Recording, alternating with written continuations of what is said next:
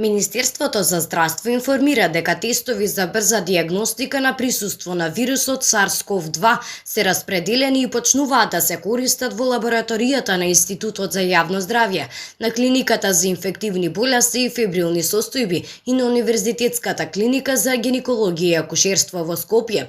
Овие тестови, иако се ПЦР метода, не се истите кои се користат во лабораториите за рутинско тестирање од COVID. Наменети се за брза детекција на вирусот кај пациенти кои се суспектни на COVID, а на кои им е потребна одредена интервенција.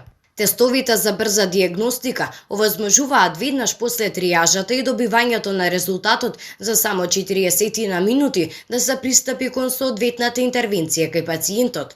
Брзите тестови веќе се употребуваат на Клиниката за инфективни болести и фебрилни состојби во Скопје, со што значително се олеснува работата на медицинскиот кадар.